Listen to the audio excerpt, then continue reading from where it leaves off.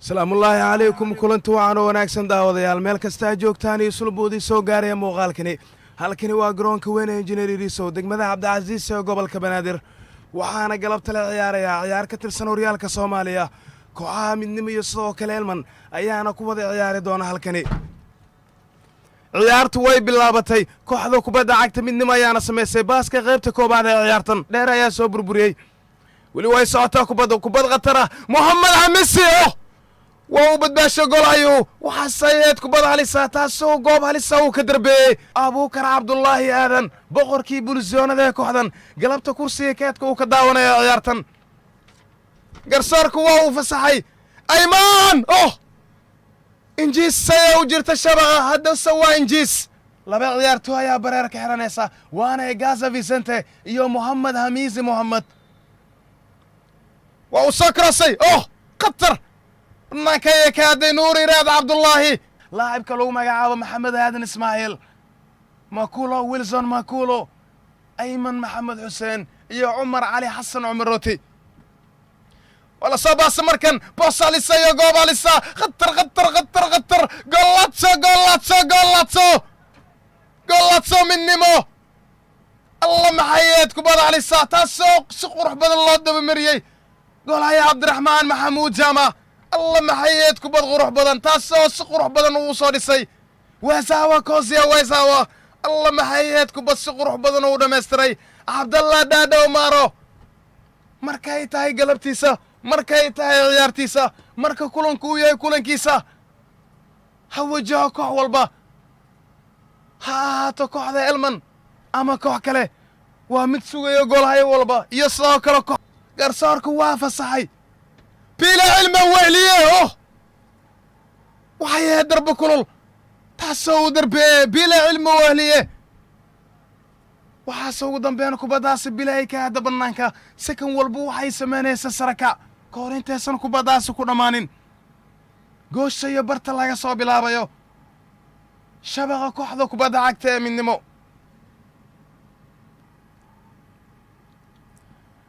si qurux badan ayaa garabka loo soo dhigay waa weerar kooxda kubadda cagta elman way ka dheeraata midkood jamaal iyo sidoo kale laacibka lagu magacaabo afeme shaafiq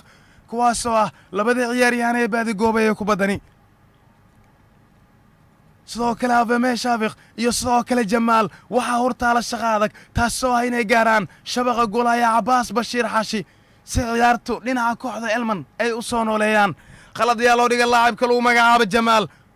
xidigaha kooxda kubadda cagta elman si dardar ayaa lagu soo baasay khatar balse ugu dambeyn kubaddaasi waa lagula dagaalamay ciyaaryahanka lagu magacaabo jamaal kubaddaas ayaase ahayd kubaddii ugu dambaysa qaybta koobaad ee ciyaarta wax kasta oo la wada ciyaaro wax kasta oo qaybta koobaad ay socoto guud ahaan kulanka qaybta koobaad waxaa lagu kala marayaa midnimo gool elman eber midnimo goolka waxaa galabta u dhaliyey ciyaaryahanka lambarka 20aad kaasoo galabta u ciyaaraya ciyaartiisa ugu horraysa horyaalka soomaaliya cabdallah dhaadhow maaro midnimo gool elman eber qaybta labaad ee ciyaarteen dib isugu soo laaban doonnaa inagoo rajeynayna qayb ka qurux badan qayb ka xamaasad badan qaybtii koobaad ee kulankan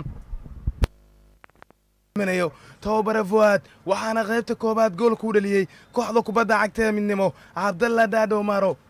qaybtii labaad ee ciyaarta ee laambaqaada markan kooxda elman ayaana samaysay baaska qaybtani labaad ee kulanka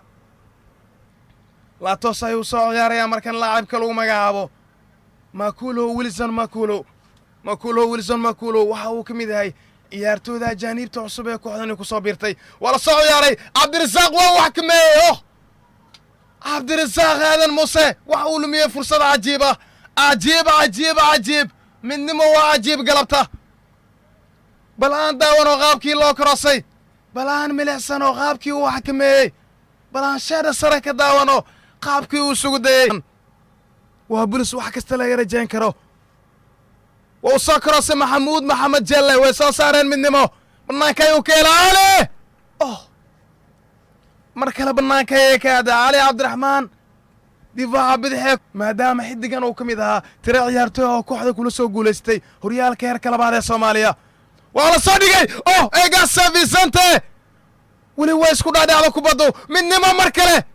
يا سلام يا سلام يا سلام سوبر سوبر سوبر سوبر سوبر سوبر سيف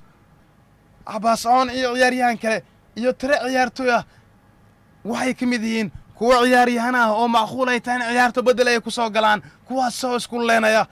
waa soo karasa jelle way isku dhacdo ugu dambeyn way soo saareen xidigaha kooxda kubadda cagta ee midnimo taxanaha duulaanka Elman ayaa soconaya Hamza Xasan Warsame bile cilmi weliye banaanka ka soo darbay bile Abbas Bashir Xaashi Abbas Torres ayaa ugu dambeyn kubaddaasi qabsaday wiilasha kooxda Elman way soo baasanayaan kubaddu maadaama waqtigu isgurayo wala soo krasay wala madaxay markan oo ya salaam ba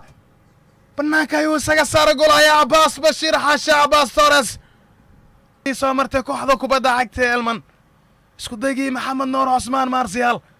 badbaadintii gool ayaa Abbas Bashir Xaashi kaasi oo sidii shabeelkii oo kale labadiisii gacmood kubaddaasi ugu hor istaagay waxaa waqtigii 3 daqiiqo lagu dareeyay guud ahaan ciyaartu waqtigaas ay mareysay 42 daqiiqo maadaama 3 daqiiqo ay kaluntay iyadoo isugu jirta dhaawacyo iyo fursado kale halis